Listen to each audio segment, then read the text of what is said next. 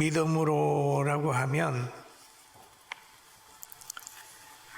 안 믿어야 될 것도 있잖아요.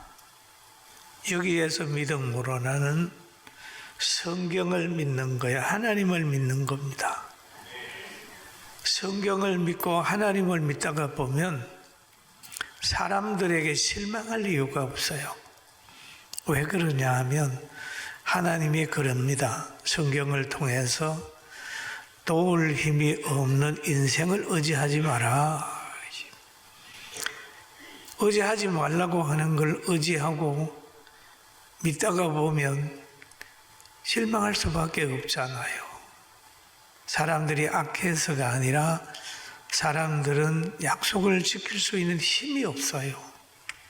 그렇기 때문에 믿음으로 살면 세상에서 여러 가지 문제 때문에 혼란스럽게 하게 되지 않습니다. 두 번째로 보면 말씀으로 그러잖아요. 그리고 세상에는 여러 가지 지식과 가치관과 철학과 계획들이 있어요. 세상의 것은 다 불완전합니다. 진실인 줄 알았는데 지나고 보면 참 그게 잘못됐구나 하는 걸 느낄 때도 있잖아요. 그런데 하나님의 말씀은 안 변하지 않습니까? 그러니까 이 말씀은 반석이고 이 말씀은 진리이기 때문에 시간이 가면 갈수록 말씀대로 사는 사람은 든든히 서갈 수 있어요. 이 말씀으로. 말씀이 뭡니까? 예수님이잖아요. 말씀이 성경이잖아요. 말씀은 하나님의 뜻이잖아요. 능력이지 않습니까? 그 성령으로라고 하는데 세상에서는 보면 어둠을 주장하는 영이 있습니다. 바울 사도는 에베소 교회에다가 말하기를 공중에 권세 잡은 악령이 있다 이렇게 했습니다. 믿기 전에는 다 우리가 그의 지배를 받았는데 믿고 나서는 우리가 그 영의 지배에서 벗어나서 하나님의 축복의 영 속에 있다 그렇게 말했습니다. 그러니까 성령을 받으면 그 영의 지배 아래 벗어나는 거니까 성령 안에서 행복하게 살 수 있죠. 그런데 하나님께서 우리를 구원하시기 위하여 예수 그리스도를 보내셨는데 보내임을 받은 예수님이 다 이루신 다음에 성천하시기 전에 마지막 한 말이 오늘의 본문입니다. 성천하시기 전에 마지막으로 남긴 말이 예루살렘을 떠나지 말아라 라고 하는 말과 성령을 받아라 하는 말씀을 하셨어요. 그리고 쫙 올라가셨어요. 사람도 유언이 굉장히 근위가 있다면 예수님께서 성천하시기 전에 하신 말씀 우리 마음속에 하루 새기고 세상 이기면서 삽시다. 그러면 예수님께서 왜 성령을 받으라고 하셨을까요? 성령이 무엇이기에 그렇습니까? 예수님께서 공생의 기간 동안에 하신 말씀이 있어요. 요한복음 14장 25절에 보면은 이렇게 말씀하셨어요. 보혜사라는 표현을 씁니다. 보혜사 곧 아버지께서 내 이름으로 보내실 성령, 그가 너희에게 모든 것을 가르치고 내가 너희에게 말한 모든 것들을 생각나게 하리라 라고 말씀을 하셨어요. 모든 것을 가르치는 겁니다. 세상 사는 원리를 가르치고 자연의 원리를 알게 하시고 분별력과 지혜를 가질 수 있도록 모든 것을 성령이 가르치는 거죠. 왜? 하나님의 영이기 때문입니다. 그리고 그 영은 또 예수님께서 이 땅에 오셔가지고 가르친 것들을 생각나게 한다라고 했습니다. 그러니까 너희들은 성령을 받아라. 그러면 하나님의 동행할 수 있다라고 말씀을 하셨어요. 그러면 성령을 받으면 하나님의 지혜를 깨닫는 능력이 있습니다. 하나님이 주시는 가치관을 가질 수 있어요. 바울 사도는 믿음의 아들 디모데를 향하여 말합니다. 모든 성경은 그렇게 얘기합니다. 우리가 읽고 좋아하고 묵상하고 실천하기를 원하는 그것 성경은 하나님의 감동으로 됐다. 교훈과 책망과 바르게 함과 의로 교육하기에 유익하니 그렇게 이는 하나님의 사람으로 모든 선한 일을 행할 수 있는 능력을 가지게 한다라고 얘기를 했어요. 그리고 성령을 받게 되면 깨달은 것이 폭이 굉장히 넓습니다. 그리고 성령을 받게 되게 되면 돈으로 살 수 없고 인간이 줄 수 없는 그런 성품이 생기는 거예요. 성령의 열매에 보면 나왔잖아요. 사랑과 일학과 온유와 절제와 화평과 양성과 충성과 그런 거 나왔지 않습니까? 이걸 돈으로 살 수 있어요? 그런 성품이 그에게 가득히 들어있기 때문에 성령의 사람이 되면 원수라도 하친하게 됩니다. 문제가 많은데도 성령 안에서는 회복하는 거죠. 이런 능력이 성령 안에 있기 때문에 예수님께서 제자들에게 성령을 받아라 그랬습니다. 여러분, 우리 영혼은 육체가 무너진 다음에 하나님의 나라에서 영원히 누리지 않습니까? 그러나 그 나라에 가기 전에라도 성령의 사람이 되면 우리의 육체가 심령천국 이루면서 평안함을 유지할 수 있어요. 누가 유지했나요? 바울 사도가 그랬거든요.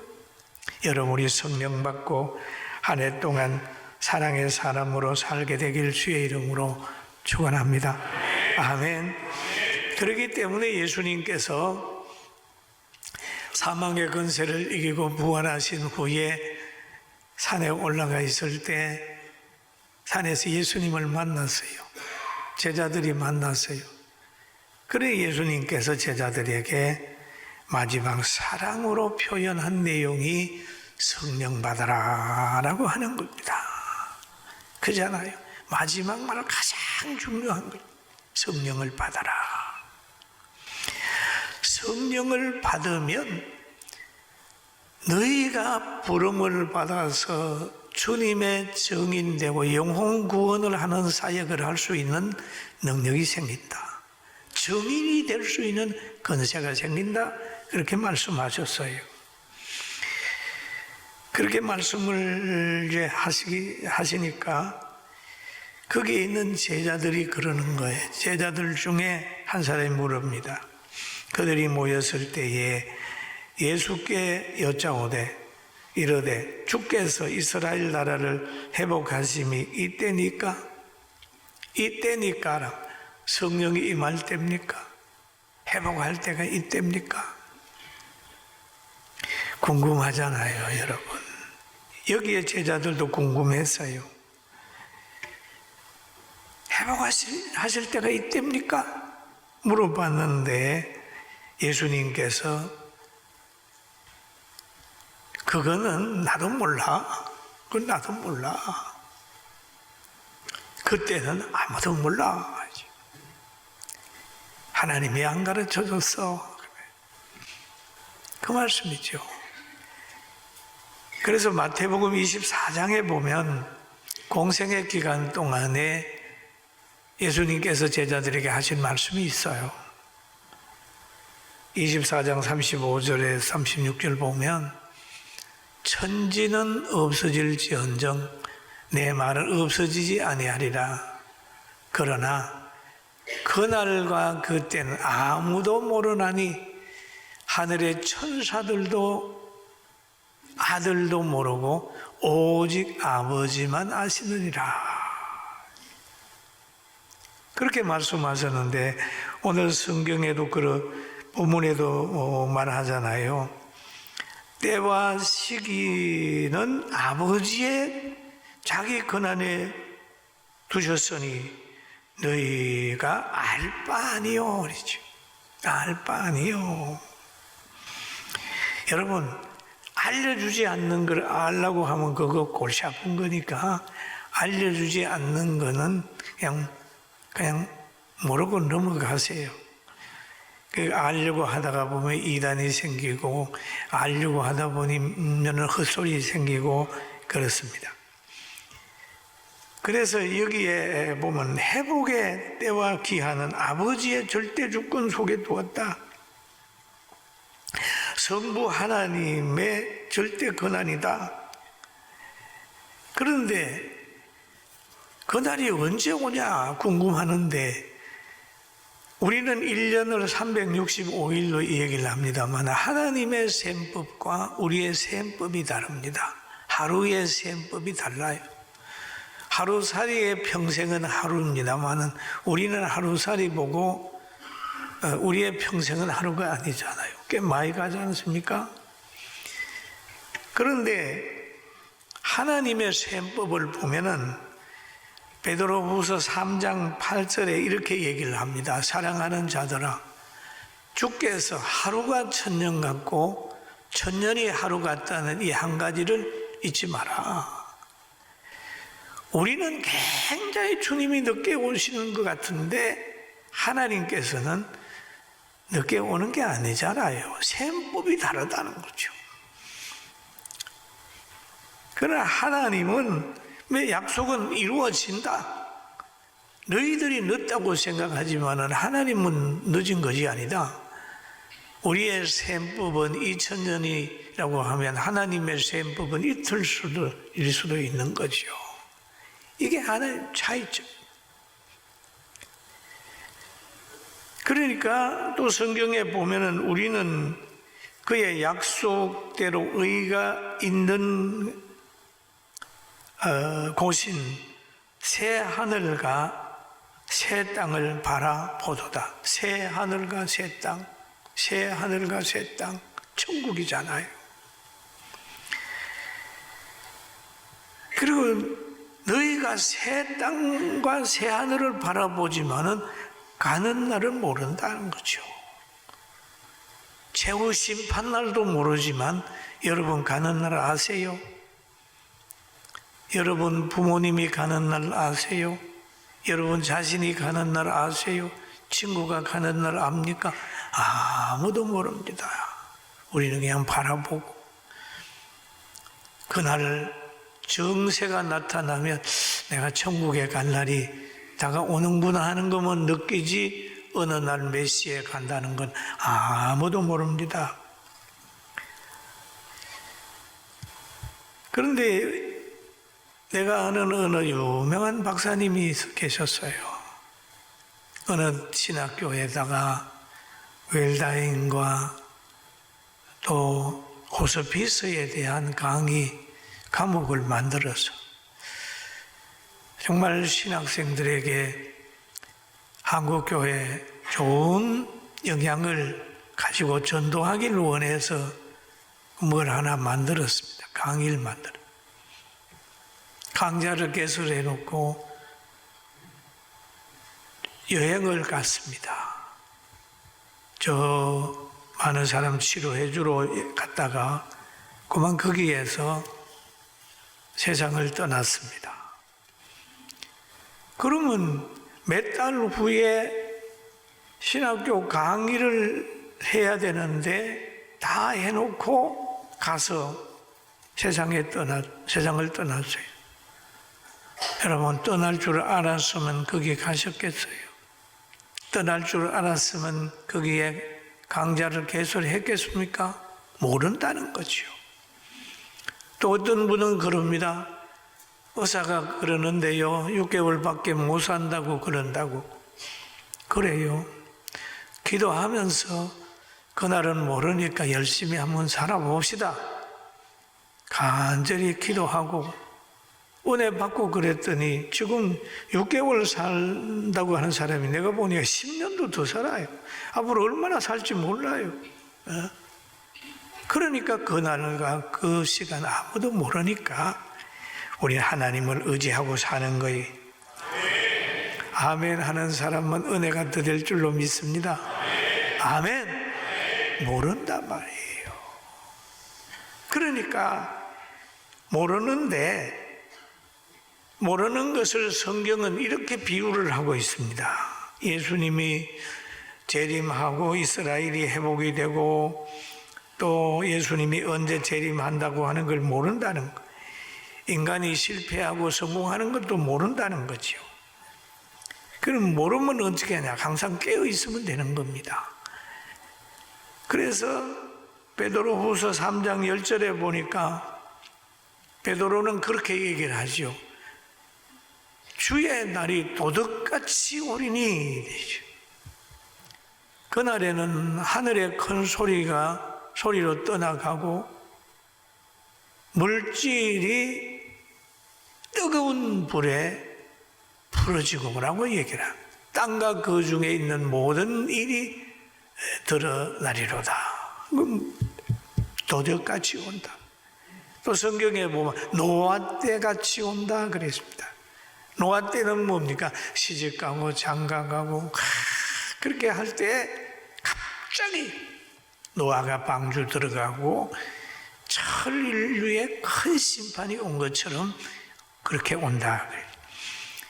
그러니까 도적같이 오는 것이니까 우리는 영적으로 기도로 깨어 있으면 되는 거예요. 할렐루야. 도적이 오는 건 깨어 있으면 도적 같지 않습니다.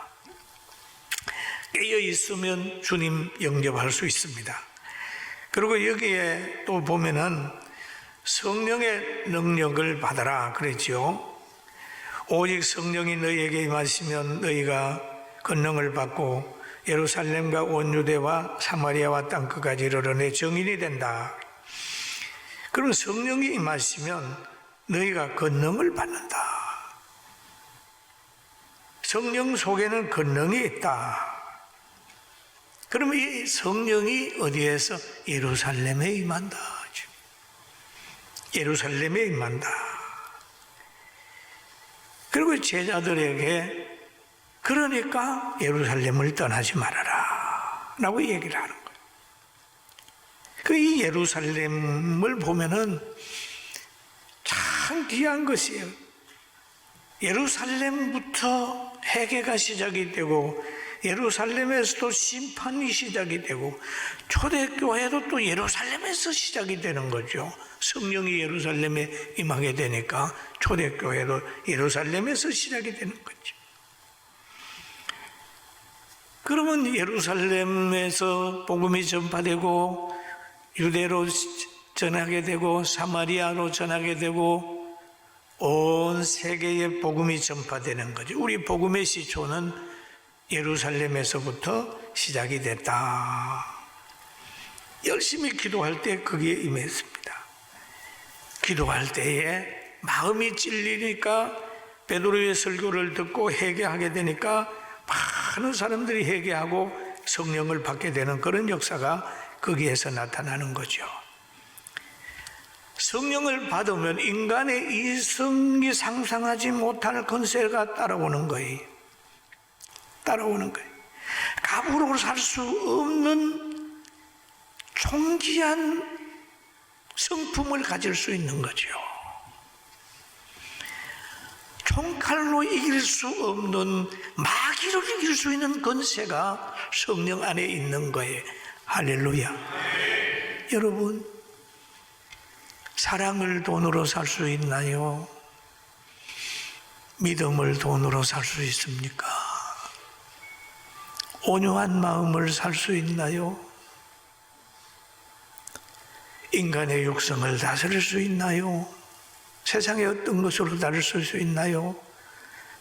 그런데 성령을 받으면 9가지 열매가 차고 있고, 성령을 받으니까 병마를 쫓을 수 있고 귀신도 쫓아낼 수 있잖아요. 엄청난 권세가 그에게 임하게 되니까 제자들을 뜨겁게 사랑하는 예수님이 성천하기 전에 예루살렘 떠나지 말고 성령 받아 능력 받아라, 그리고 증인되라, 그렇게 말씀하는 내용이 오늘 본문의 내용인 것입니다.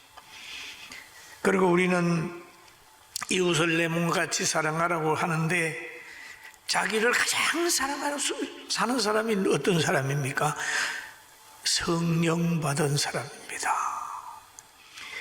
또 내가 하늘에 열린 것을 보니 보라, 백마와 그것을 탄 자가 있으니 그 이름은 충신과 진실이라.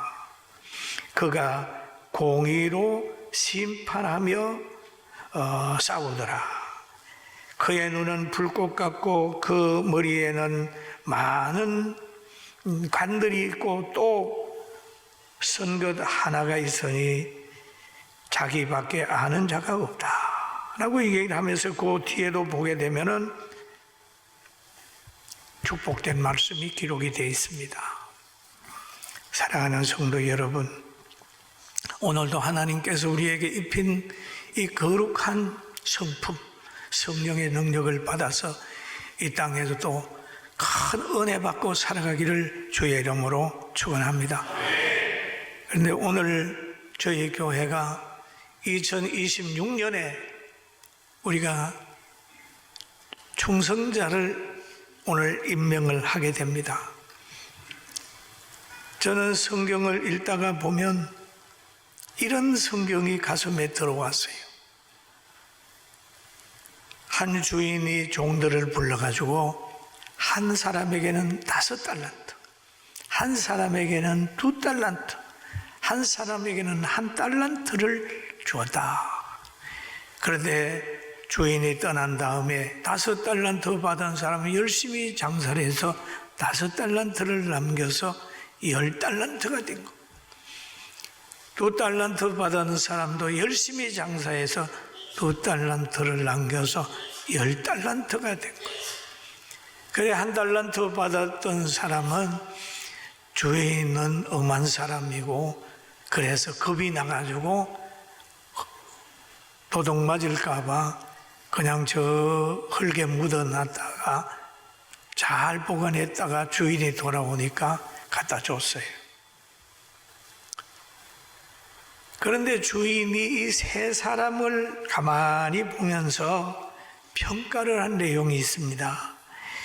마태복음 25장 21절에 보니까 그 주인이 이르되 잘하였도다 착하고 충성된 종아, 너가 작은 일에 충성하였음에 내가 많은 것을 내게 맡기리니 내 주인의 즐거움에 참여할지어다.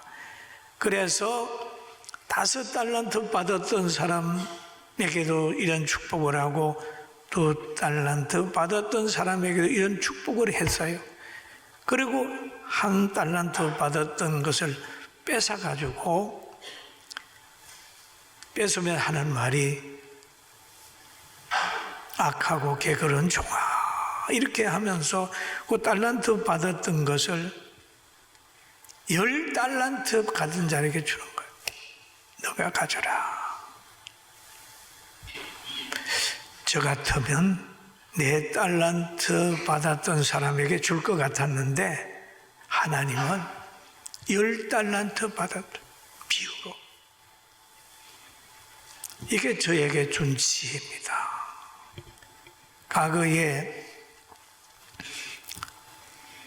어떤 목사님이 그래요. 교회에는 모두가 공평해야 되니까 온 성도들에게 한 학생만 맡기는 게 좋다고 그러더라고요. 나도 그 동의했어요, 한 해는. 그래서 찬양대하고 교사하고 하는 사람 한 학생만 다 맡겼어요. 그래서 그 해가 가장 부흥도 안 되고 제일 힘든 해를 제가 경험을 했어요. 그때 깨달은 것이 하나님은 일을 맡기는데도 공평하지 않다. 있는 자에게 더 준다.